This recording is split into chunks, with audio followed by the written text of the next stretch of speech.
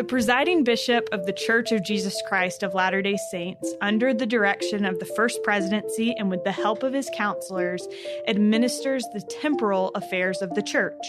This includes, but is not limited to, tithing, fast offerings, welfare programs, humanitarian aid, and building projects. One thing that is certainly not part of the presiding bishop's job description is pianist. But when his friend Nicolas Giusti asked Bishop Gérald Caussé to record an album of piano duets with him, he couldn't say no. The result is an album with a title that describes how they felt while recording it in a single word: joyful. Gérald Caussé is the presiding bishop of the Church of Jesus Christ of Latter-day Saints and is an accomplished pianist. Before his full-time church service, Bishop Caussé's career was in the food industry, where he worked with several supermarket chains and food distribution companies in France. Nicolas Giusti is an acclaimed Italian composer and opera conductor. He has had great success with many operatic productions performed throughout the world. He is currently an adjunct professor at BYU and UVU and a musical director for the Utah Vocal Arts Academy. This is All In, an LDS Living podcast where we ask the question, what does it really mean to be all in the gospel of Jesus Christ? I'm your host, Morgan Jones, and I'm so grateful to have Nicolas Giusti and Bishop Gérald Caussé in studio with me today. Welcome. I already warned them that I'm probably going to mispronounce their names, so thank you both for being here, and please forgive me in advance for any mispronunciation. No problem. Absolutely problem. Well, I am so excited to talk with both of you. I think that your friendship is so neat. And I have my first question is, you're both European. So does this create an instant bond with anyone else that's from Europe, or is your friendship unique? And how did the two of you become friends? Well, the Italians and the French are like cousins. There's only the Alps in between our two countries. Okay. So we have a natural bond, and that helps. But Nicolas, you should know that he's absolutely fluent in French. He can speak French like a Frenchman. So that facilitated our first contacts and becoming friends, as he would speak that beautiful language. Yeah. How did the two of you originally meet then? So it was in Rome. Okay. I was at that time serving as a 70, as a member of the area presidency of the church in Europe. Uh-huh. And I was assigned to preside at a stake conference in Rome. And so on Saturday evening, we had the Saturday evening session, and I invited the members to ask questions. The first question was asked by a man sitting on the front row with his wife and two children. He stood up and he said, "I've been a member of the church for only a few months. Before I met the missionaries, I had a million questions in my life about the gospel and about the meaning of life. But since I've met with the missionaries, they have answered all my questions. I don't have any other question. Is it okay?" And I laughed, and it was the first time I heard from Nicolas. And at the end of the meeting, I went to him and wanted to get to know him, and he answered me in beautiful French, and I learned about his being a musician. I love the music myself, and it was the starting point of our friendship. That's so neat. Nicolas, you're a convert of how long now? How long have you been a member of the church? 11 years. 11 years? Yeah. And how did... 2008. Okay. How did you originally come in contact with the church? It's strange because when I worked many years in Switzerland, and I worked just around maybe 20 years, just around Zollikofen. Zollikofen is where is the temple is in Switzerland. Okay. And for 20 years, I worked around the temple. I never saw the temple. I never heard about missionary, never heard about the Mormon church, never heard about Mormon Tabernacle Choir, no? Or Tabernacle Choir. No, that's a new name. And I never heard about nothing. And when we baptized with my family in 2008, No, 2009, because we went in the temple after 1 year after our baptism, and when they told me that there is a temple in Zollikofen, what?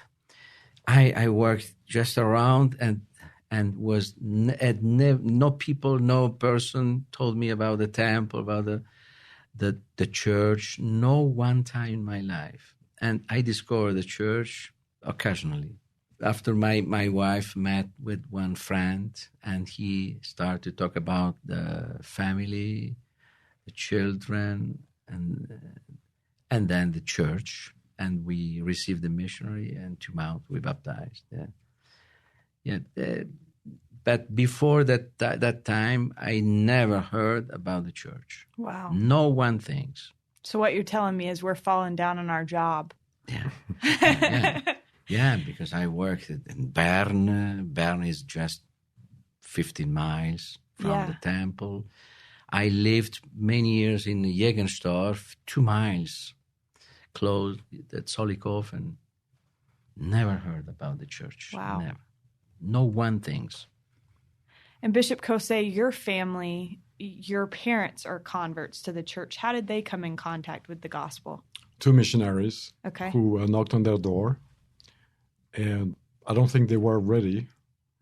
They didn't practice their religion too much, but they felt something, and they received the missionaries first because they were interested in becoming friends to American boys of their age, and they were curious of learning more about America. And my father was a lover of jazz. Mm-hmm. And so they heard about the story of Joseph Smith, and that made them laugh a lot. But because they laughed a lot, they wanted the missionaries back. And so after 3 months, they gained a testimony of the gospel.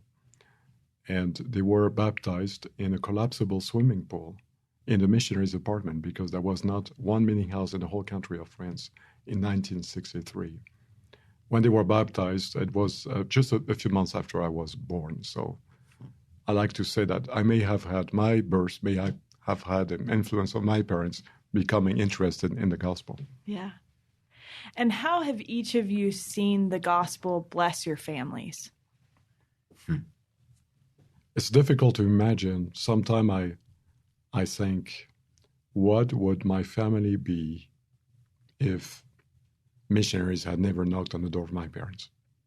It's difficult to imagine. I can't imagine it, because most of the blessings I have in my life are the direct product of the gospel. My wife, our children, my parents. And so I am very grateful to my parents, because they were bold, very bold. In the little branch that they joined, there were only maybe 10 members, 15 members, and many more missionaries than members. And so you had to be bold and somewhat led by the Spirit to make that decision to be baptized in the church. But it was the best decision for my life. Thank you. And the life of my family. What about for you, Nicholas? I remember one story when Lorenzo, my son, served the mission in 2010, just 2 years before, after our conversion. Wow. And my father was a little scared about this, because all my family are Catholic. And he told me, where is Lorenzo are going? You know, he's going in the mission.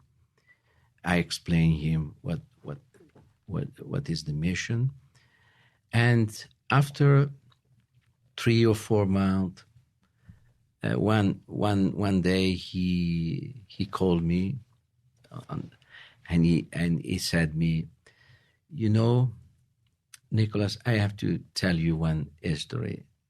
When we were in Belgium, when you were 3 or 4 years old, we received a missionary.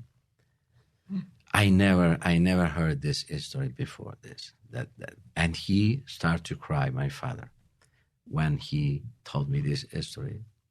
And we received 2 young American missionary, and they knocked in the door, and we are a missionary from LDS. He remembered the name because we baptized just 2 years before, and he doesn't want to take the missionary in the house, but he said, okay, you can enter just if you rescue my father, because his father was died.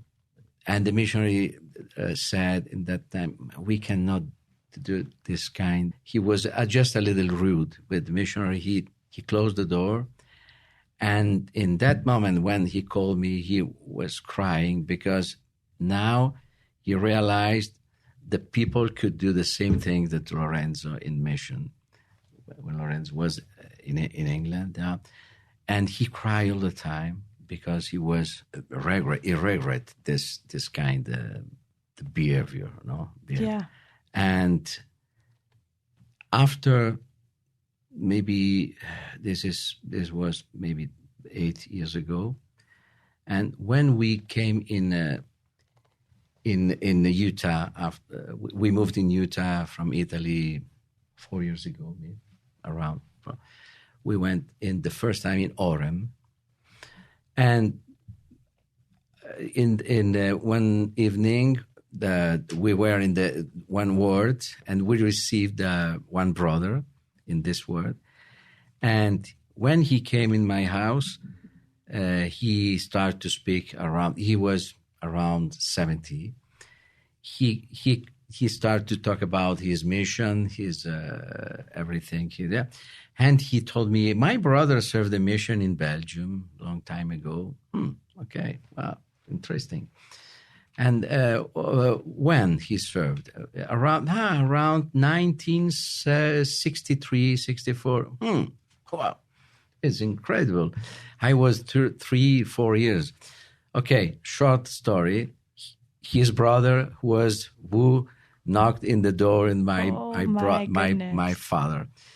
I was shocked in that moment, and he told me he gave me the number, the phone number. I called him, and he remembered my house. He remembered my street.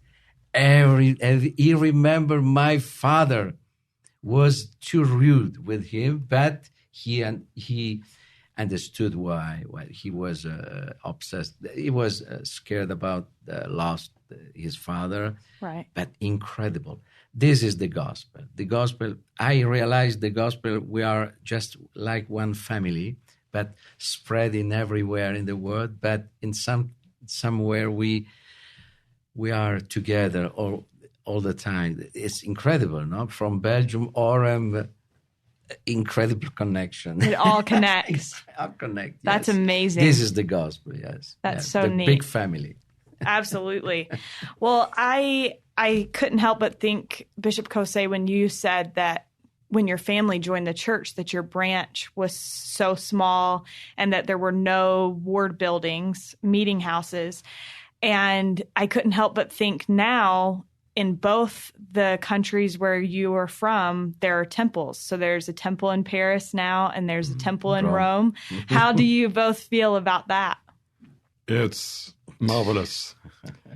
I just think that all my life, almost since I was born, I've prayed for a temple in France.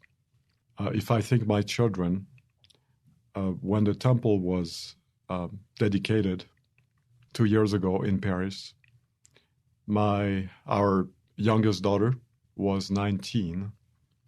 When the temple was announced, she was just born. So it took 19 years to get there. Wow. And so for Noemi, our youngest daughter, she has prayed almost every day of her life until the age of 19 for a temple to be dedicated. So it was a long process. But now that I think about it, sometimes it's good to have a long process of preparation. And when the temple was dedicated, I think all the saints and friends rejoiced, but were ready to use it and to take the names of their ancestors and also to take their friends to see the temple. And people were proud of it. For the first time, it felt that the church was out of obscurity in our country. And I just returned from the Rome Temple dedication. We were there with President Nelson in the First Presidency and the 12th.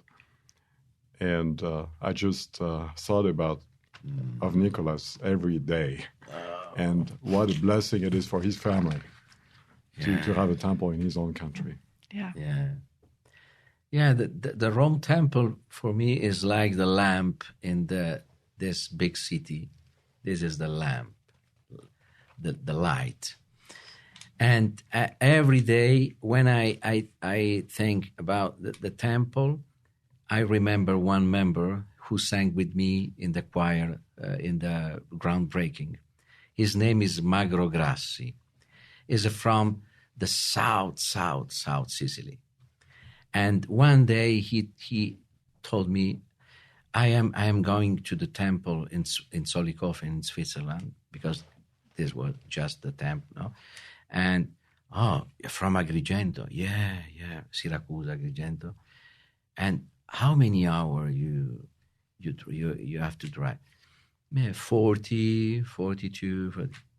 I think about every time I think that the Rome Temple. I remember this member now is happy, because he has to drive just 12 hours from Agrigento, Syracuse.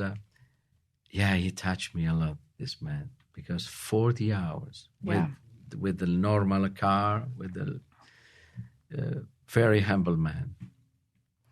I always feel like I grew up in North Carolina, and where we often traveled like 3.5 hours to the DC temple until the Raleigh temple was built. And now I think about it and I'm like, I work right across the street from the Salt Lake temple, and I think I take it for granted. And so regardless of the distance, I think we don't appreciate the temple enough. I think a lot about it every day, because now I can see a temple from the windows of my house. Mm-hmm. And so every morning when I wake up, I go and have my breakfast, and I look to the temple. And I think of when I was a young boy, and it would take 2 days to get to the temple in Switzerland. And it's almost as I have to pinch myself, and I say to myself every time I see the temple, you must not consider this as commonplace. Don't get used to seeing the temple every day. This is a miracle every day. Yeah. Bishop Caussé, when you were growing up in France and you said that you've prayed almost your whole life for a temple, did you ever imagine that you would have the opportunity to be so involved in getting these temples around the world? I think that's so amazing. You'd never imagine those things. Never. I would never have imagined it. Certainly not. I don't know if I would have wished to be part of it, because it felt to me such a huge work. But now that I am in this, I feel grateful every day and feel humble to see those houses of the Lord being built.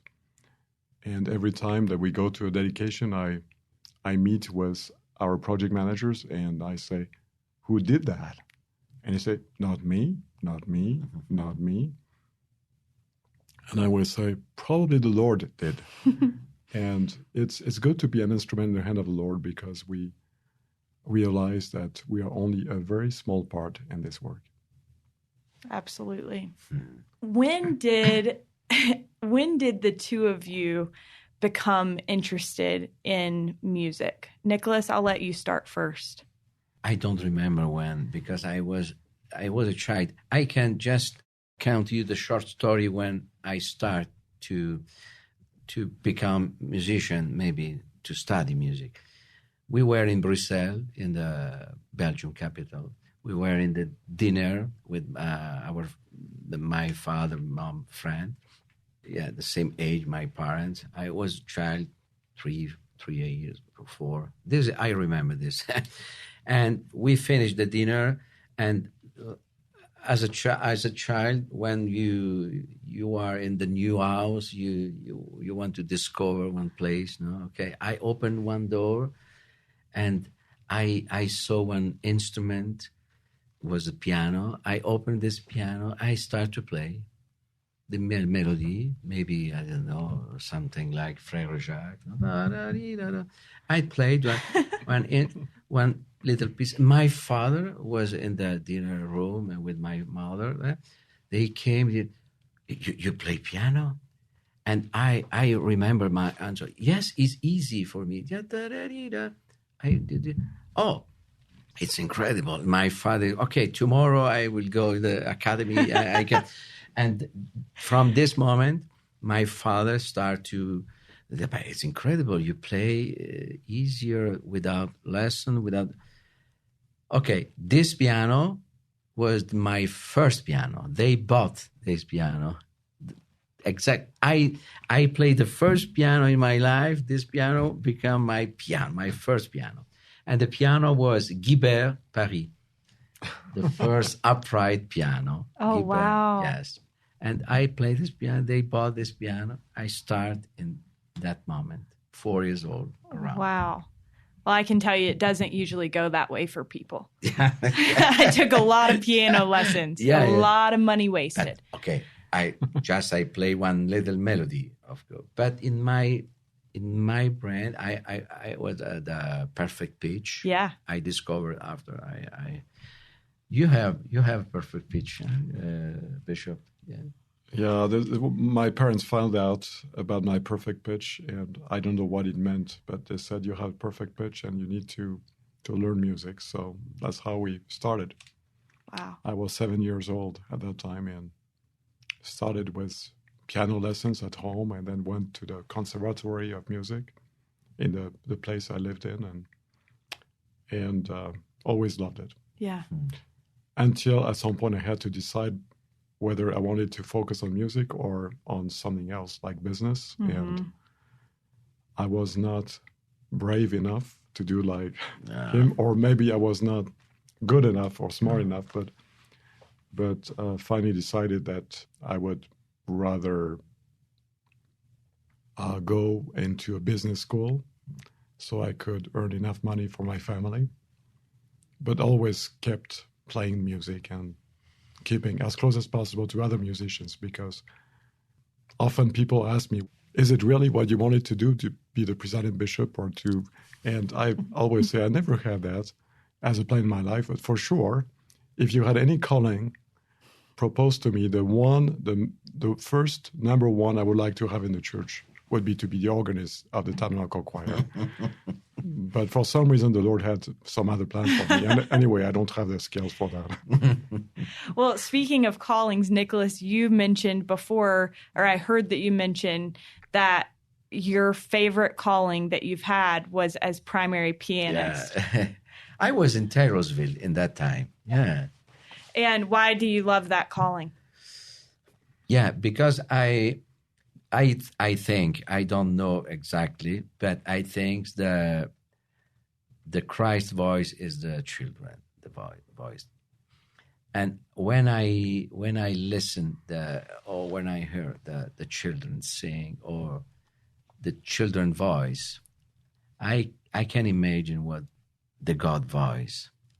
And I can say this in Italian. Lasciate che i bambini vengano a me. Laissez les enfants. Don't look at me. I don't speak any Italian. No. Mais laissez les enfants venir à moi. Oh. It sounds beautiful. Whatever it is you're saying, we could listen to you say it all day. Thank you. But laissez les enfants venir à moi. Je sais pas dire en anglais. Yeah, that may have children comment to me. I don't even know. Oh, okay. I read the Bible in French first before reading it in English. Yes. This phrase was in my brain all Suffer the time. the little children to come unto me. Yeah, coming to me, yes. And when the children sing, they sing naturally, no stress, no with professional thinking, no. They sing with heart, they sing with love, and the singing touched me more than professional domain. Yeah. We have that thing in common, because my first calling in the church was also to be the pianist in primary. but it was a different age. I was 12 years old. I was just out of primary and happy to be out of primary and invited back in. Oh, my goodness. But I loved playing the piano for the children, and I got emotional so many times. Just simple songs, but beautiful spirit. That touched my heart. And I believe that it was instrumental in my strengthening my testimony in the gospel and choosing to put the gospel first in my life. It was one of those experiences that as a young person you need to have, to feel the spirit. And I was very grateful for the bishop who invited me to serve in the primary. He had to be bold for that, because you would like to be in a young man's, probably the Aaronic priesthood class or quorum, but he felt that would provide me with experiences that were very valuable in my life.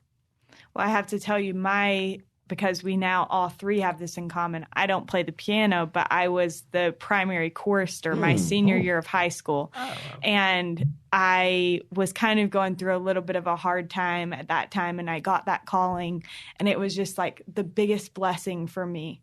And so I do think there's power in those primary songs and in children's voices. And I think music is so important. And that's something that I wanted to ask you about, Bishop Caussé.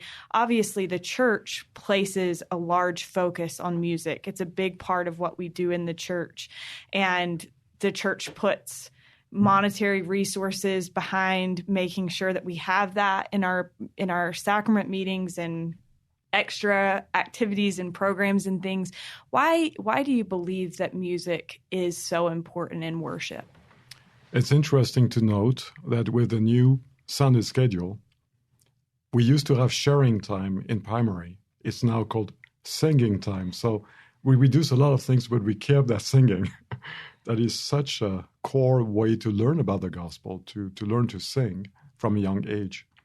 And the reason is that music is one of those channels of the spirit. It's an international language, if you think about it. I was recently in São Paulo, in Brazil, involved in a devotional with 600 young people from Brazil. And I had an idea of singing hymns from the pulpit in French, because primary songs, I don't know them in Portuguese, obviously, but not even in English. I learned them in French. So I started singing a number of songs in French, and 600 voices responded to me in Portuguese, singing the same hymns. And so if you think of, we are the same family all around the world, and those 600 kids, they have been raised in Brazil, on another continent that I was raised, and yet we have a common language, the language of music, and we can understand each other, and it conveys the spirit. Yeah. When you two had this idea to create this album together, obviously that takes some time and coordination and practice, but why was creating this album important to you? Can I make it clear? Nicolas had the idea. I would never have that idea because I didn't think I was able to do that. I knew he was able. We all need somebody that believes in Absolutely. us, right? I never had a doubt about this. Yeah, I know. He is impressive because he can do everything. Incredible. He can practice. I don't know where he find the time to practice, to prepare everything. I don't know. This is, for me, is one day I call him Superman, something like that. You are my Superman. Yeah, I imagine to do this album because Bishop Caussé is a part what I miss. Is a spiritual part what I miss. No, I need one spiritual part like him. I am a musician, but I would love to be like him, spiritual and strong spirit, and maybe this two part I need two parts of me now. For 40 years, around in 2008, until 2008, I was musician. After 2008, I had that spiritual, the gospel entered in my life. And now I feel complete.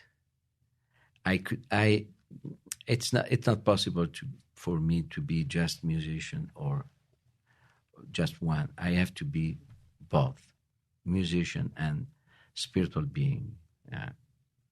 And Bishop Caussé added this part of in my life. I love that. Yeah. Nicolas is too kind. But I remember when he called me once and said, I just composed a few arrangements of hymns and I'm going to send it to you and tell me how you feel.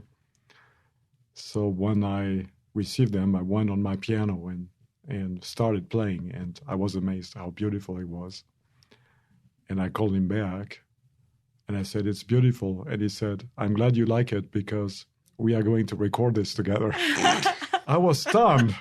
I said, you are a musical maestro. You are a professional. And I'm just a simple amateur.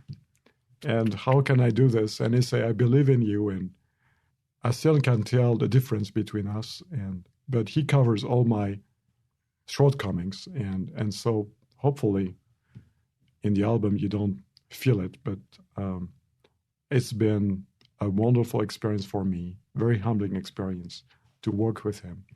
He helped me to appreciate hymns even more and spiritual music because he has that love for the gospel. He can touch my heart every time. Bishop, please. Do either of you, or do both of you, have a favorite song on the album or a favorite arrangement? No, these are like children. We have 6 children. I love every. That's what Mac Wilberg told me too. So you're in good company. He wouldn't pick a favorite. I cannot pick one. Maybe I can suggest one. Yeah, it's the first one on the album. Where can I turn for peace? And the reason is,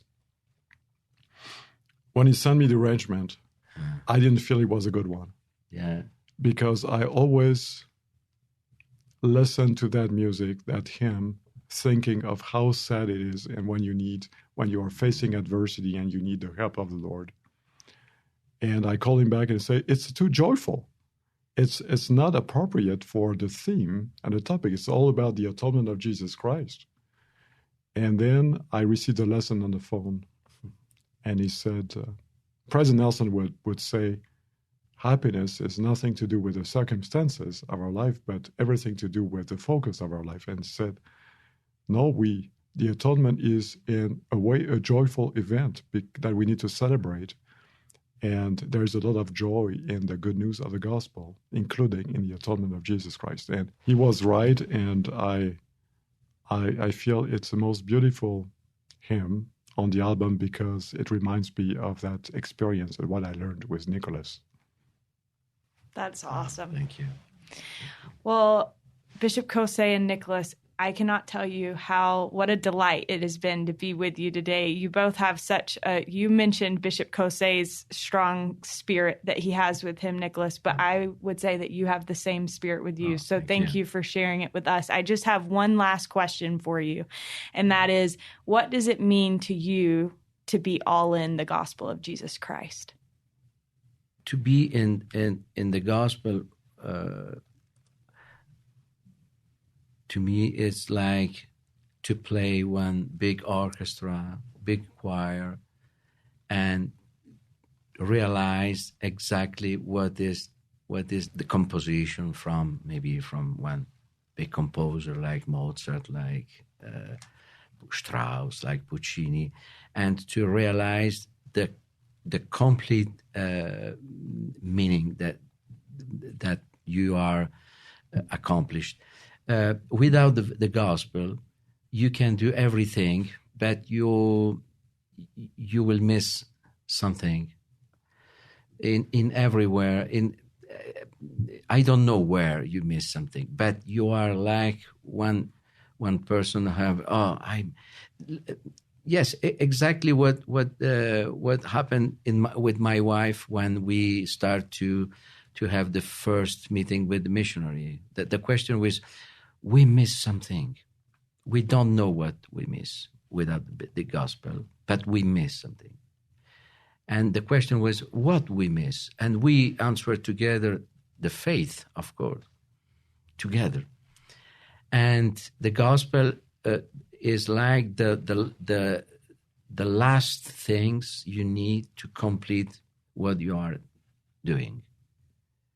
It's it's little things, it's big things, it's all things, it's everything. I love that you tied that into an orchestra, because that's what you know best, right? I love that. Yeah, thank you. What about you, Bishop Caussé? To be all in the gospel. Mm-hmm. It is to seek every day of your life to be an instrument in the hands of the Lord. It's not to seek a personal reward, but to seek this incredible blessing of being a tool that the Lord will use so he can bless others. And I believe that this is what we try to do. It's not about each of us being good performers. It's about how we can convey the testimony that we have the gospel to others through music. Thank you. I love that. He's my Superman. Thank you both so much. This has been such a pleasure. Thank you. Thank you. Thank you. We are so grateful to Bishop Caussé and Nicolas for taking the time to be with us. You can find their new piano duets album, Joyful, in Deseret bookstores beginning May 10th. For more episodes of All In, check us out on iTunes, Spotify, Bookshelf Plus, or by visiting ldsliving.com/podcasts. And as always, please don't forget to leave a rating or a review. We hope you have a wonderful week, and we'll look forward to being with you again next week. Thank you.